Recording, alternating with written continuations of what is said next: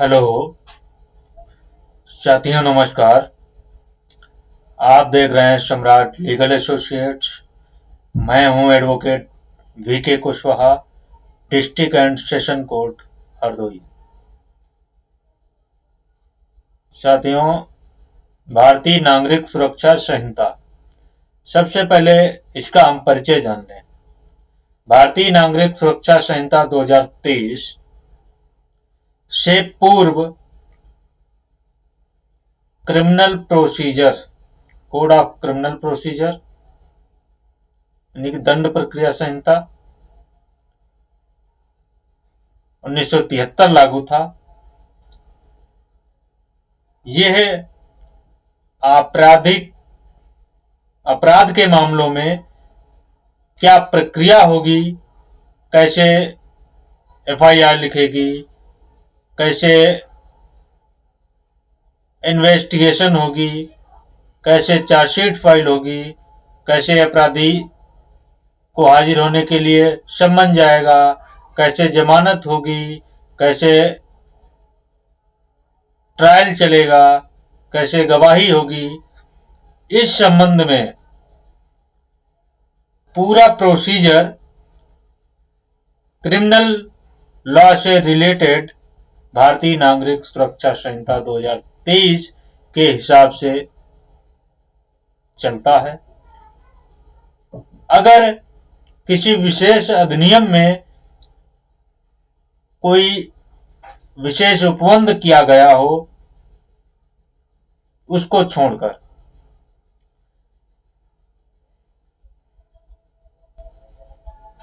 आज भारतीय नागरिक सुरक्षा संहिता 2023 के अध्याय 1 से 4 तक के महत्वपूर्ण एमसीक्यू प्रश्नों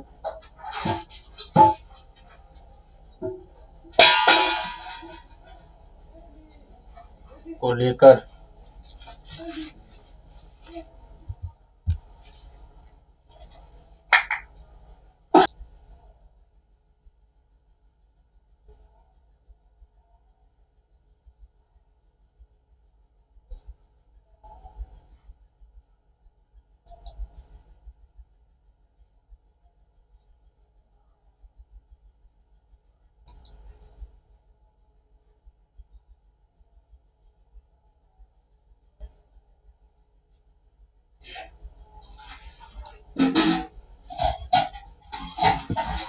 साथियों, आज अध्याय 1 से 4 तक के महत्वपूर्ण एमसीक्यू के संबंध में आपसे विस्तृत चर्चा करेंगे। तो आइए शुरू करते हैं प्रश्न नंबर 1 से।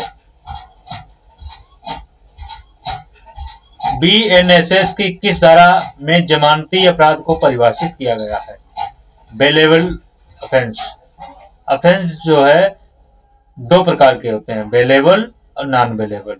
जमानती अपराध का मतलब है कि जिसमें जमानत एक अधिकार के तौर पर मांगी जाती है, राइट। जमानत एक अधिकार के तौर पर होता है।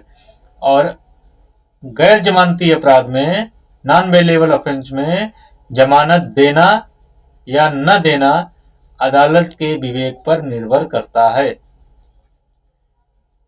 तो इसका ऑप्शन नंबर ए है।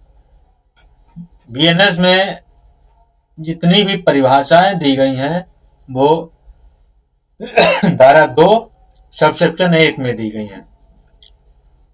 इसका सही आंसर है आंसर नंबर सी, धारा 2(1) सबसेक्शन सी। इसमें जो है जमानती अपराध के बारे में बताया गया है।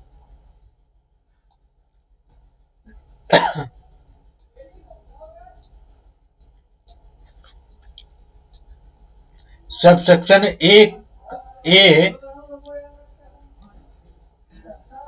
ऑडियो वीडियो इलेक्ट्रॉनिक की बात करता है। इसके माध्यम से,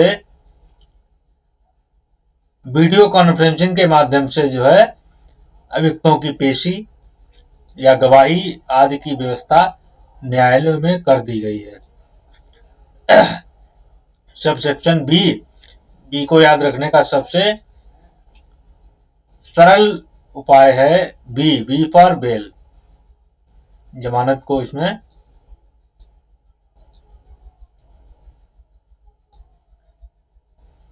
परिभाषित किया गया है। जी में संज्ञेय अपराध। अपराध दो प्रकार के होते हैं, एक संज्ञेय अपराध और एक असंज्ञेय अपराध। संज्ञेय अपराधों में पुलिस बिना वारंट के भी अभियुक्त को गिरफ्तार कर सकती है, जबकि असंज्ञेय अपराध में पुलिस अभियुक्त को बिना मजिस्ट्रेट की इजाजत के गिरफ्तार नहीं कर सकती। और संज्ञेय अपराधों में इन्वेस्टिगेशन भी जो है पुलिस बिना मजिस्ट्रेट के आदेश से कर सकती है।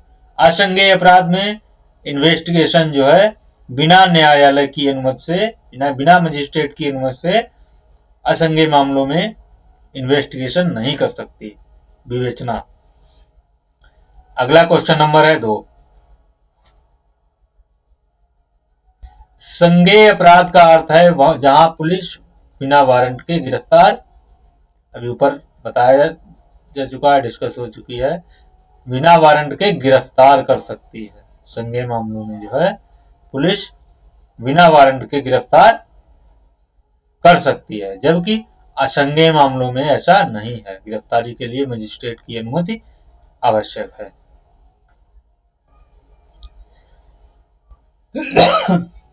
अगला क्वेश्चन नंबर है 3।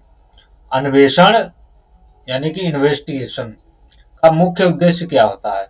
ऑप्शन नंबर ए है अभियुक्त को दंडित करना, ऑप्शन नंबर बी है साक्ष्य को एकत्र करना, ऑप्शन नंबर सी है आरोपी को जमानत देना, ऑप्शन नंबर डी है अपराध को रोकना। इसका सही ऑप्शन जो है वो बी है। इन्वेस्टिगेशन यानी कि अन्वेषण, या जिसे वकालत की भाषा में विवेचना कहा जाता है, वो साक्ष्य एकत्र करने के लिए पुलिस अधिकारी के द्वारा की जाती है संज्ञेय मामलों में, या जिनमें न्यायालय के द्वारा आदेशित किया गया हो जिन मामलों में। अगला क्वेश्चन नंबर है 4। जांच इंक्वायरी किसके द्वारा की जाती है? ऑप्शन ए है केवल पुलिस अधिकारी द्वारा, ऑप्शन बी है मजिस्ट्रेट और न्यायालय द्वारा, ऑप्शन सी है लोक अभियोजक द्वारा, ऑप्शन डी है जेल अधीक्षक द्वारा। जांच, ऐसे प्रश्न बहुत ही गलत अक्सर हो जाते हैं जानते हुए भी। क्यों? जांच और अन्वेषण यानी कि इन्वेस्टिगेशन और इंक्वायरी में अंतर है, बहुत बड़ा अंतर है। इन्वेस्टिगेशन जो है पुलिस अधिकारी के द्वारा की जाती है, जबकि जांच मजिस्ट्रेट या न्यायालय के द्वारा की जाती है। इसमें मेंस में इससे संबंधित प्रश्न पूछा जाता है कि अन्वेषण और जांच में क्या अंतर है। इसका सही ऑप्शन है बी, मजिस्ट्रेट या न्यायालय के द्वारा। अगला क्वेश्चन नंबर है 5। असंज्ञेय अपराध में पुलिस अधिकारी बिना वारंट के गिरफ्तार ऑप्शन नंबर ए कर सकता है, ऑप्शन नंबर बी नहीं कर सकता है, सी केवल रात में कर सकता है, डी मजिस्ट्रेट की मौखिक अनुमति से कर सकता है। इसका सही ऑप्शन है ऑप्शन बी, नहीं कर सकता। असंज्ञेय मामलों में जो है पुलिस अधिकारी बिना वारंट के गिरफ्तार नहीं कर सकता।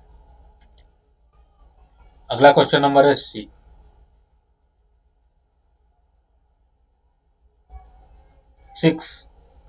शमन मामला का तात्पर्य ऐसे मामलों से है जो वारंट मामला नहीं है।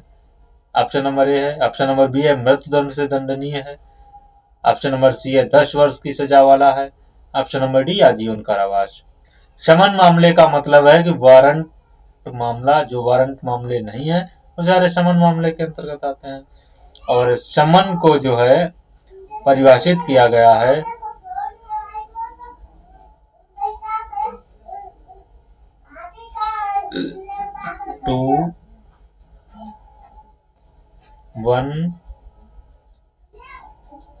एक्ट में जो है समन मामलों को परिभाषित किया गया है। बाकी ये सारे वारंट मामलों से संबंधित हैं। समन मामला 2 वर्ष तक के जो मामले हैं उस समन मामले जिनमें सजा जो है 2 वर्ष तक है वो समन मामलों के अंतर्गत आते हैं।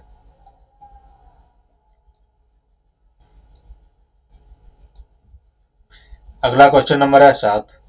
वारंट मामला कितनी सजा वाले अपराधों से संबंधित है?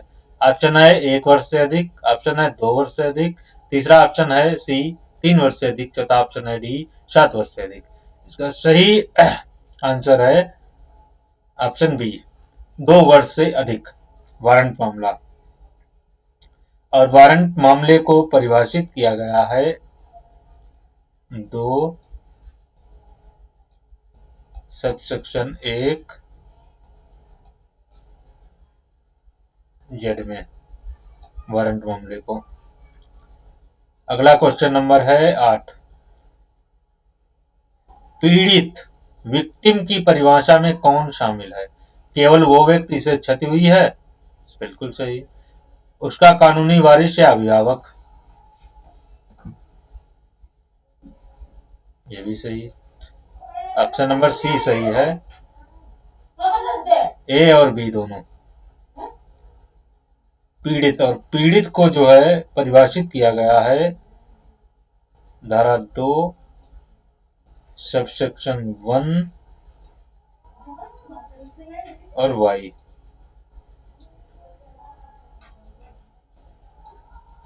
अगला क्वेश्चन नंबर है 9। लोक सेवक किस धारा के तहत नियुक्त माना जाता है? लोक सेवक, लोक सेवक जो है स्टेट गवर्नमेंट के द्वारा जो है नियुक्त किया जाता है। पब्लिक प्रोसिक्यूटर जो अभियोजन के मामलों का संचालन करने के लिए। इसका क्वेश्चन नंबर 9 का सही ऑप्शन जो है वो है ए धारा 18। धारा 18 के तहत जो है लोक सेवक की नियुक्ति स्टेट गवर्नमेंट के द्वारा की जाती है। और लोक सेवक को परिभाषित किया गया है धारा 2 सबसेक्शन 1 का बी।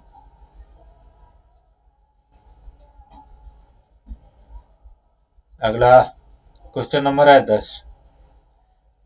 VNSS 2023 के अनुसार इलेक्ट्रॉनिक संचार की परिभाषा किसमें है? इलेक्ट्रॉनिक संचार, ऑप्शन नंबर ए जो है ए में ऑडियो वीडियो इलेक्ट्रॉनिक से संबंधित है, ऑडियो वीडियो से संबंधित। आई जो है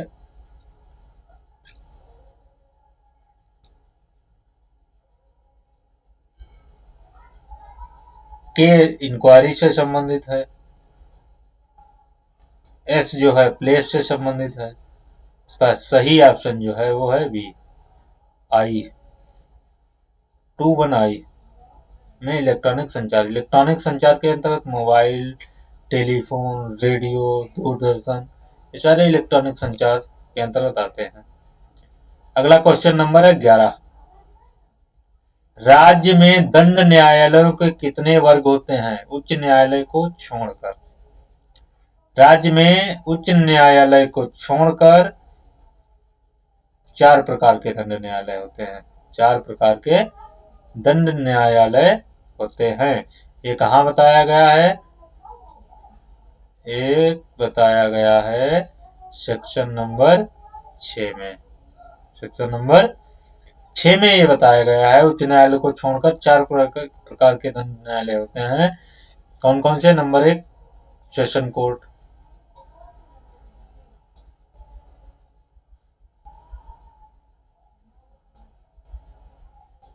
सेशन कोर्ट।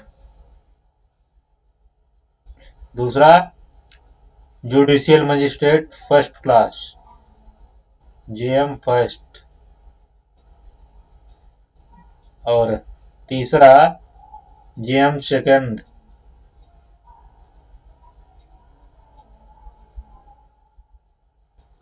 चौथा कार्यपालक मजिस्ट्रेट, एग्जीक्यूटिव मजिस्ट्रेट।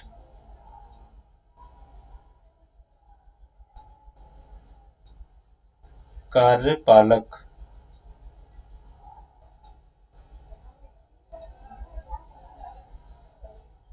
कार्यपालक मजिस्ट्रेट।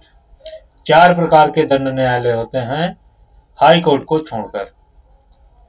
अगला क्वेश्चन नंबर है 12।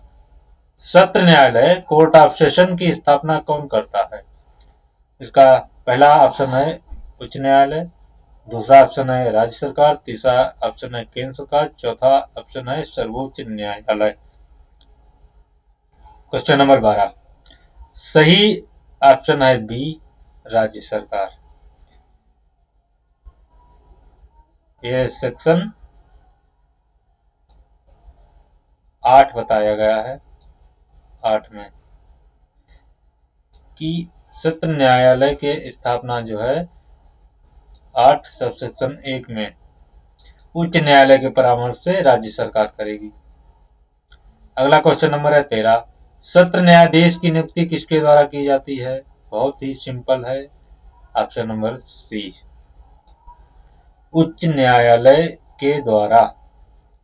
किस धारा में अगर पूछा जाए तो धारा 8 सबसेक्शन 2 ये बताता है कि सत्र न्यायाधीश की नियुक्ति, सेशन न्यायाधीश की नियुक्ति जो है उच्च न्यायालय के द्वारा की जाएगी।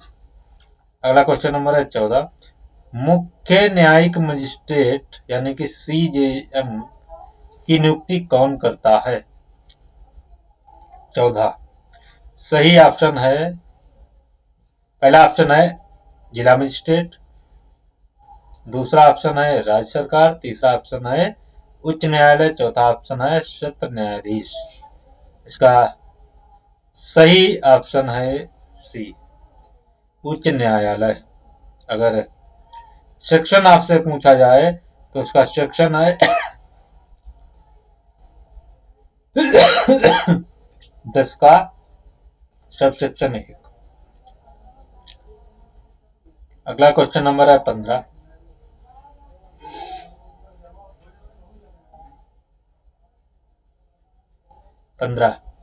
विशेष न्यायिक मजिस्ट्रेट की नियुक्ति अधिकतम कितनी अवधि के लिए होती है?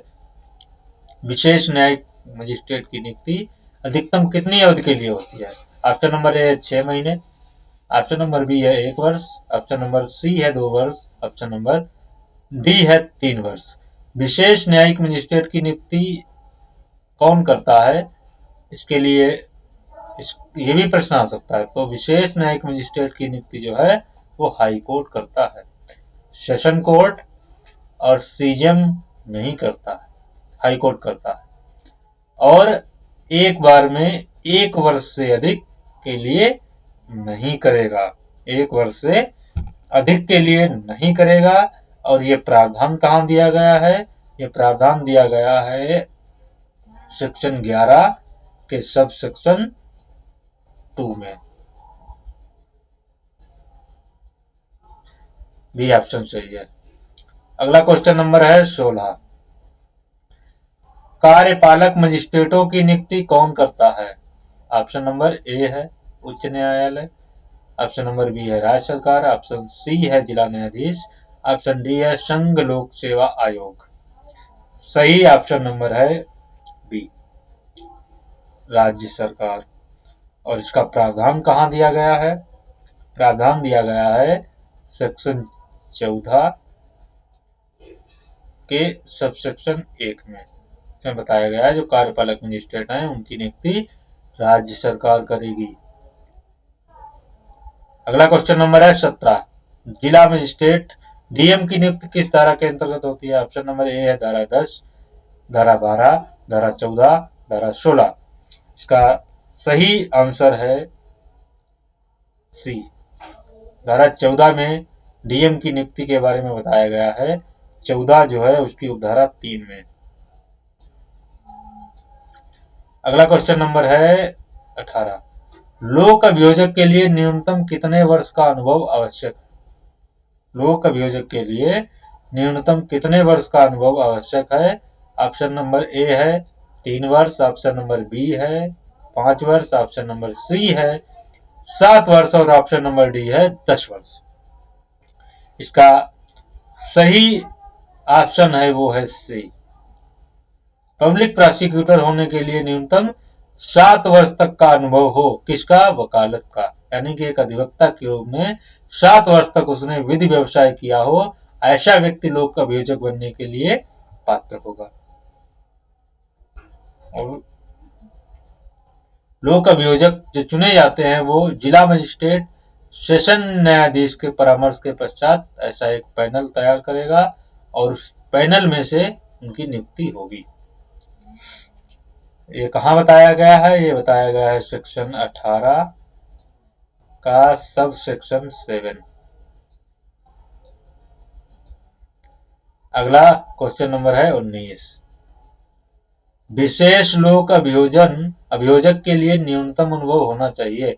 ऑप्शन नंबर ए है 5 वर्ष, ऑप्शन नंबर बी है 7 वर्ष, ऑप्शन नंबर डी है 10 वर्ष, ऑप्शन नंबर 12 है, ऑप्शन नंबर डी है 12 वर्ष। इसका सही जवाब है ऑप्शन नंबर सी। विशेष लोक अभियोजक नियुक्त होने के लिए 10 वर्ष का अनुभव होना चाहिए। 10 वर्ष का अनुभव जो है वो होना चाहिए। ये कहाँ बताया गया है? ये बताया गया है सेक्शन 18 के सब सेक्शन 8 में। अगला क्वेश्चन नंबर है 20। अभियोजन निदेशालय का गठन किस धारा के तहत किया जाता है? अभियोजन निदेशालय, ऑप्शन नंबर ए है धारा 18, ऑप्शन नंबर बी है धारा 20, ऑप्शन नंबर सी है धारा 22, ऑप्शन नंबर डी है धारा 25। इसका सही ऑप्शन जो है वो है धारा 20, ऑप्शन बी धारा 20। धारा 20 अभियोजन निदेशालय में अभियोजन निदेशक और अभियोजन सहायक निदेशक जो है, अपर निदेशक जो होते हैं, उनको नियुक्त होने के लिए न्यूनतम 15 वर्ष तक अधिवक्ता के रूप में प्रैक्टिस की हो, वकालत की हो, या सेशन न्यायाधीश हो, ऐसा व्यक्ति जो है अभियोजन निदेशक के रूप में जो है नियुक्त होने के लिए पात्र होगा। या अभियोजन सहायक निदेशक के लिए 7 वर्ष तक अधिवक्ता के तौर पर प्रैक्टिस की हो, या फिर जुडिशियल मजिस्ट्रेट फर्स्ट क्लास हो, ऐसा व्यक्ति अभियोजन सहायक निदेशक के पद पर नियुक्त होने के लिए पात्र है। अगला क्वेश्चन नंबर 21। अपर सत्र न्यायाधीशों को नियुक्त करने की शक्ति किसमें निहित है? ऑप्शन नंबर ए है राज्य सरकार, ऑप्शन नंबर बी है केंद्र सरकार, ऑप्शन नंबर सी है उच्च न्यायालय, ऑप्शन नंबर डी है जिला मजिस्ट्रेट। इसका सही ऑप्शन नंबर है सी, उच्च न्यायालय, यानी कि हाई कोर्ट।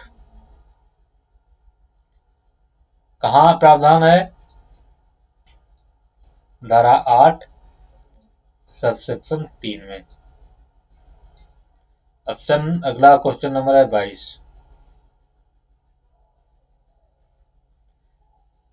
न्यायिक मजिस्ट्रेटों पर नियंत्रण किसका होता है? ऑप्शन नंबर ए जिला मजिस्ट्रेट का, ऑप्शन नंबर बी सत्र न्यायाधीश के अधीन सीजेएम का, अगला ऑप्शन नंबर सी केवल पुलिस अधीक्षक का, चौथा सीधे राज्यपाल का।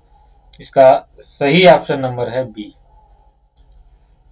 बी ऑप्शन नंबर सही है। इसमें यह होता है कि सत्र न्यायाधीश के सामान्य नियंत्रण के अधीन रहते हुए सीजेएम के नियंत्रण में, सबऑर्डिनेशन में जो मजिस्ट्रेट हैं वो काम करेंगे, न्यायिक मजिस्ट्रेट। का सही ऑप्शन है बी। अगला क्वेश्चन नंबर है 23। क्या एक पुलिस अधिकारी सहायक लोक अभियोजक बन सकता है? क्या एक पुलिस अधिकारी सहायक लोक अभियोजक बन सकता है? ऑप्शन ए कभी नहीं, ऑप्शन बी यदि वह निरीक्षक पंक्ति से नीचे न हो और जांच में शामिल न रहा हो, ऑप्शन नंबर सी है हाँ किसी भी परिस्थिति में, ऑप्शन डी केवल सेवानिवृत्ति के बाद। इसका सही ऑप्शन है बी।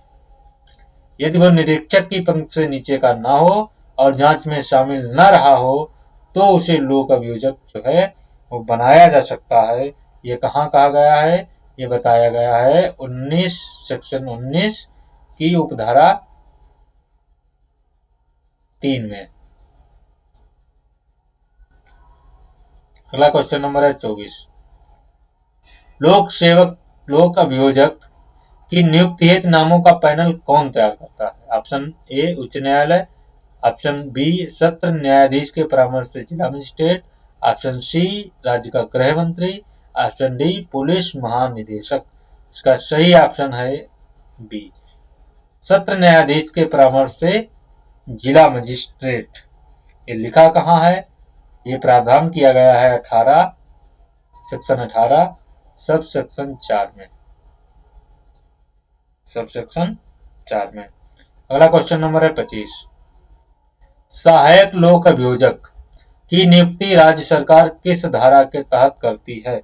सहायक लोक अभियोजक की नियुक्ति राज्य सरकार किस धारा के तहत करती है? Option number A 17, option number B 18, option number C 29, 19, option number D है 20। इसका सही जवाब है ऑप्शन नंबर सी। धारा 19 के तहत जो है राज्य सरकार सहायक लोक अभियोजक की नियुक्ति करती है। अगला क्वेश्चन नंबर है 26। उच्च न्यायालय कौन सा दंडादेश दे सकता है? क्वेश्चन नंबर है 26। केवल 10 वर्ष तक का ऑप्शन ए है, ऑप्शन बी है केवल आजीवन कारावास, ऑप्शन सी है विधि द्वारा प्राधिकृत कोई भी दंडादेश, ऑप्शन डी है केवल मृत्युदंड। इसका सही ऑप्शन है सी, यानी कि विधि द्वारा प्राधिकृत कोई भी दंडादेश हाई कोर्ट के द्वारा दिया जा सकता है। ये कहाँ कहा गया है? ये धारा 22 में कहा गया है, यानी ये धारा 22 में कहा गया है। अगला क्वेश्चन नंबर है 27। सत्र न्यायाधीश द्वारा दिए गए मृत्यु दंडादेश मृत्यु के लिए किसकी पुष्टि अनिवार्य है? ऑप्शन ए है सर्वोच्च न्यायालय की, ऑप्शन बी है उच्च न्यायालय की, ऑप्शन सी है राज्यपाल की, ऑप्शन डी है राष्ट्रपति की। इसका सही ऑप्शन है बी उच्च न्यायालय की पुष्टि जो है अनिवार्य है। राज्यपाल और राष्ट्रपति के पास तो दया याचिका दायर की जाती है जब सर्वोच्च न्यायालय के द्वारा भी उसकी अपील खारिज कर दी गई और सजा को बरकरार रखा गया हो, मृत्युदंड को बरकरार रखा गया हो तब। 27। और हाईकोर्ट के 2 न्यायाधीशों के सामने पुष्टि के लिए ले जाया प्रस्तुत किया जाता है, वो बीएनएस की धारा 407 में प्रावधान किया गया है। और 407 में प्रावधान किया, 409 में जो है दी गई है उनकी पावर क्या है, इसके बारे में प्रावधान किया गया। पावर क्या है? वो पुनः साक्ष्य ले सकते हैं, उसमें उसी दंडादेश को बरकरार रख सकते हैं, सजा को कम कर सकते हैं, ज्यादा भी कर सकते हैं, ये सारी शक्तियां उनको दी हुई हैं। 410 में जो बताया गया है, अगर दंडादेश में दोषित किया जाता है या छोड़ा या दोषमुक्त किया जाता है या यथास्थिति बरकरार रखा जाता है तो 2 न्यायाधीशों के द्वारा हस्ताक्षरित होगा। ये धारा 410 बीएनएस में प्रावधान किया गया है। अगला क्वेश्चन नंबर है 28। मुख्य न्यायिक मजिस्ट्रेट अधिकतम कितनी सजा दे सकता है? ऑप्शन नंबर ए है 3 वर्ष, ऑप्शन नंबर बी है 5 वर्ष, ऑप्शन नंबर सी है 7 वर्ष, ऑप्शन डी है 10 वर्ष। मुख्य न्यायिक मजिस्ट्रेट सीजेएम 7 वर्ष तक कारावास और जुर्माने की सजा दे सकता है। अब यहाँ देख लिया जाए, सेशन कोर्ट और हाई कोर्ट विधि द्वारा प्राधिकृत कोई भी दंडादेश दे सकते हैं, लेकिन सेशन कोर्ट के द्वारा दिया गया मृत्यु दंडादेश उच्च न्यायालय के द्वारा पुष्टि होना अनिवार्य है। और सीजेएम जो है मुख्य न्यायिक मजिस्ट्रेट 7 वर्ष तक के कारावास और जुर्माने से दंडनीय सजा दे सकता है। जुर्माना अनिश्चित है लेकिन वो उचित होना चाहिए। और जेएम फर्स्ट और जेएम सेकंड। जेएम फर्स्ट 3 वर्ष तक 10,000 रुपया जो 50 जुर्माना, और जेएम सेकंड 1 वर्ष तक और 5,000 रुपया जुर्माना। अगला क्वेश्चन नंबर है 29। प्रथम श्रेणी न्यायिक मजिस्ट्रेट कितनी अवधि तक का कारावास दे सकता है? ऑप्शन नंबर ए है 1 वर्ष, ये जेएम सेकंड के लिए है, जेएम सेकंड के लिए। ऑप्शन नंबर बी है 3 वर्ष, 5 वर्ष, 7 वर्ष। 7 वर्ष सीजेम के लिए है। तो सही ऑप्शन है ऑप्शन बी, यानी कि 3 वर्ष और 5,000 रुपए तक का जुर्माना। ये प्रावधान कहाँ किया गया है? यह प्रावधान किया गया है 23 सबसेक्शन 2, सेक्शन 23 के सबसेक्शन 2 में प्रावधान किया गया है। अगला क्वेश्चन नंबर है 30। प्रथम श्रेणी न्यायिक मजिस्ट्रेट अधिकतम कितना जुर्माना लगा सकता है? प्रथम श्रेणी न्यायिक मजिस्ट्रेट कितना जुर्माना लगा सकता है?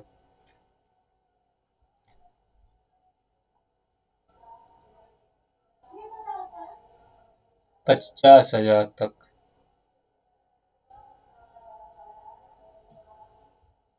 Option number B. अगला क्वेश्चन नंबर है 31। द्वितीय श्रेणी न्यायिक मजिस्ट्रेट अधिकतम कितनी सजा दे सकता है? ऊपर बताया जा चुका है। अधिकतम द्वितीय वर्ग न्यायिक मजिस्ट्रेट 1 वर्ष तक की सजा और 10,000 रुपए तक के जुर्माने से दंडित कर सकता है। 10,000 रुपए तक के जुर्माने से दंडित कर सकता है। द्वितीय श्रेणी मजिस्ट्रेट कितना अधिकतम जुर्माना लगा सकता है? पर बताया जा चुका है 10,000 तक। ऑप्शन नंबर सी सही है। जुर्माना न देने पर अतिरिक्त कारावास की अवधि मजिस्ट्रेट की शक्ति के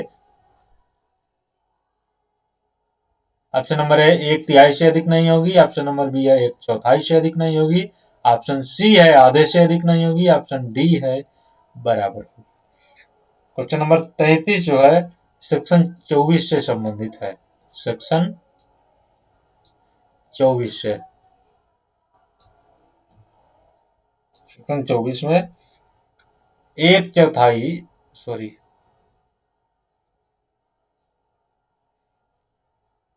1/4 से अधिक नहीं होगी।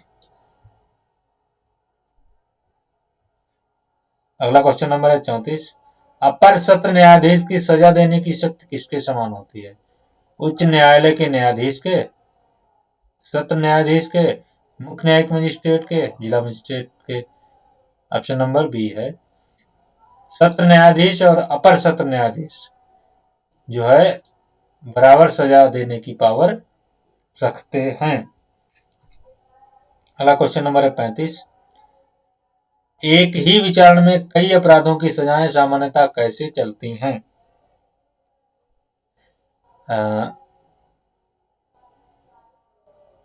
एक ही अपराधों में कई अपराधों की सजाएं सामान्यतः कैसे चलती हैं? सामान्यतः जो है वो साथ साथ चलती हैं, साथ साथ चलती हैं। अब जब कोर्ट के द्वारा जजमेंट देते समय ये प्रावधान कर दिया जाता है कि उपरोक्त, जैसे मान लिया कि किसी व्यक्ति पर 3 अपराधों से संबंधित 323, 504, 506 का अपराध है और तीनों में अलग अलग सजाओं से उसे दंडित किया गया है, तो जब जजमेंट लिखा जाता है तो संबंधित मजिस्ट्रेट या न्यायाधीश के द्वारा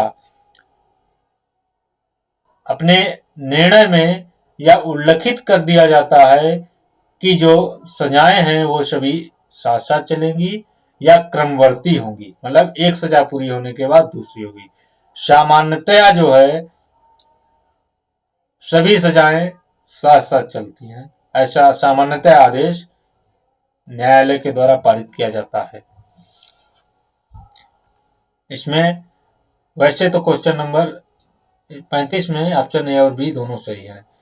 ये न्यायालय जो है निर्धारित करता है जब जजमेंट लिखाता है तब। अगला क्वेश्चन नंबर है 36। मजिस्ट्रेट के न्यायालय द्वारा दंडादेश की शक्ति किस धारा में है? मजिस्ट्रेट के न्यायालय धारा 36 मजिस्ट्रेट। ऑप्शन नंबर बी धारा 23। अगला क्वेश्चन नंबर है 37। क्या सत्र न्यायाधीश आजीवन कारावास की सजा दे सकता है? हाँ, विधि के अनुसार सत्र न्यायाधीश आजीवन कारावास तक की सजा, आजीवन कारावास क्या मृत्युदंड तक की सजा दे सकता है। मृत्युदंड को उसे उच्च न्यायालय के द्वारा पुष्टि के लिए भेजना होता है। क्वेश्चन नंबर 37 का ऑप्शन है बी। अगला क्वेश्चन नंबर है 38। यह अध्याय 4 से संबंधित है। वरिष्ठ पुलिस अधिकारियों की शक्तियों का वर्णन किस धारा में है? वरिष्ठ पुलिस अधिकारियों की शक्ति का वर्णन किस धारा में है? ऑप्शन नंबर ए है 33, ऑप्शन नंबर बी है 35, ऑप्शन नंबर सी है 37, ऑप्शन नंबर डी है 39। इसमें जो है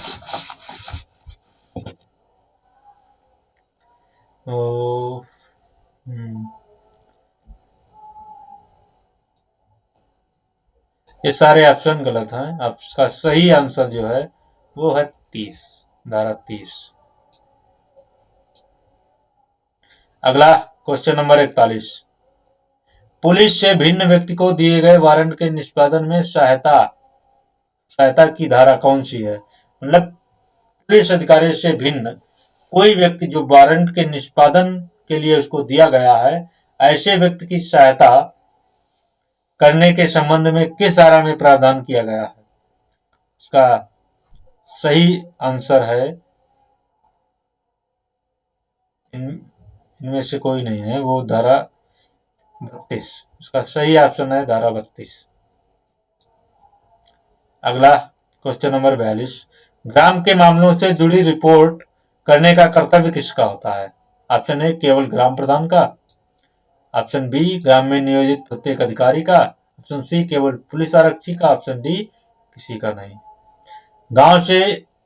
गांव के मामलों से जुड़ी रिपोर्ट करने का कर्तव्य जो है गांव के प्रत्येक नागरिक का होता है, और उसके साथ साथ अगर वहां कोई अधिकारी नियोजित है तो उसका होता है।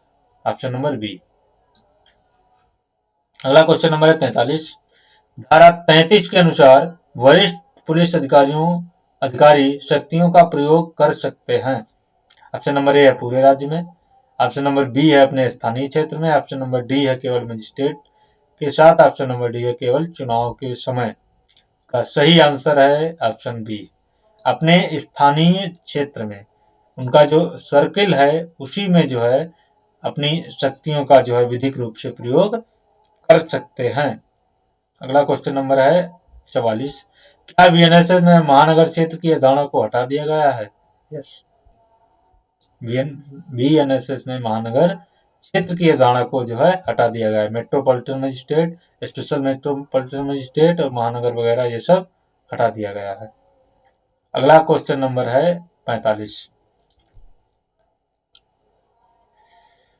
सत्र न्यायाधीश अपना त्याग पत्र किसे सौंपता है? ऑप्शन नंबर ए है राज्यपाल को, ऑप्शन नंबर बी है उच्च न्यायालय को, ऑप्शन नंबर सी है राज्य के गृह सचिव को, ऑप्शन नंबर डी है जिला मजिस्ट्रेट को। इसका सही ऑप्शन है बी, उच्च न्यायालय को, हाई कोर्ट को। अगला क्वेश्चन नंबर है 46। द्वितीय श्रेणी मजिस्ट्रेट को सजा की शक्ति कौन बढ़ा सकता है? सजा की शक्ति को जो है उच्च न्यायालय बढ़ा सकता है। अगला क्वेश्चन नंबर है 47। अभियोजन निदेशक की नियुक्ति में किसकी सहमति आवश्यक है? 47। अभियोजन निदेशक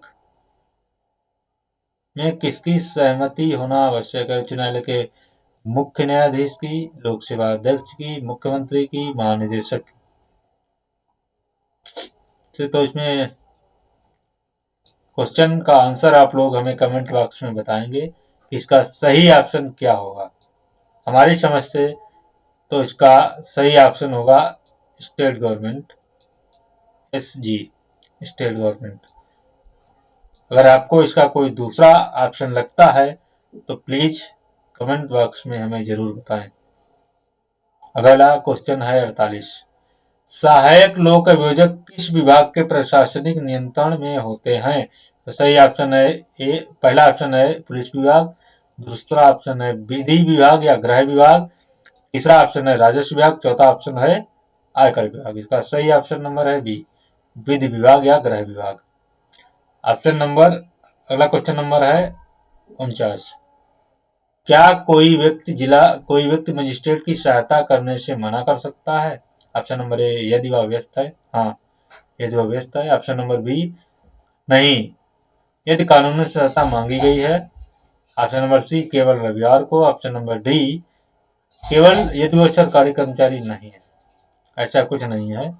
अगर कोई व्यक्ति मजिस्ट्रेट किसी व्यक्ति के पर मजिस्ट्रेट की सहायता के लिए कहा गया है तो ऐसा व्यक्ति कानूनन अगर सहायता मांगी गई है तो वो मना नहीं कर सकता है। अगला क्वेश्चन नंबर है 50। BNSS के तहत दंड न्यायालयों के वर्ग किस धारा में है? का सही ऑप्शन नंबर है बी, धारा 6। इसमें उच्च न्यायालय को छोड़कर 4 प्रकार के दंड न्यायालयों के बारे में बताया गया है। सेशन न्यायालय, court of session, judicial magistrate first class, judicial magistrate second class और एग्जीक्यूटिव मजिस्ट्रेट। सो साथियों, ये थे 1 से 50 तक के MCQ प्रश्न। हालांकि प्रश्न साधारण थे, लेकिन जनरल नॉलेज और परीक्षाओं से संबंधित महत्वपूर्ण है। इन्हें जानना समझना बहुत जरूरी है, क्योंकि समय के अनुसार हर चीज का नॉलेज होना चाहिए। क्योंकि हम ऐसे समय के साथ हम ऐसे समाज में प्रवेश कर रहे हैं, अगर जहां हमको सही नॉलेज नहीं है तो उसका खामियाजा हमको भुगतना पड़ता है। भले ही हम लॉ की फील्ड से ना हो, लेकिन हमको जानकारी रखनी चाहिए। अगर हमारा वीडियो अच्छा लगा हो, हमारी जानकारी अच्छी लगी हो, तो प्लीज हमारे चैनल सम्राट लीगल एसोसिएट्स को सब्सक्राइब करें, वीडियो को शेयर करें। बहुत बहुत धन्यवाद। नमस्कार।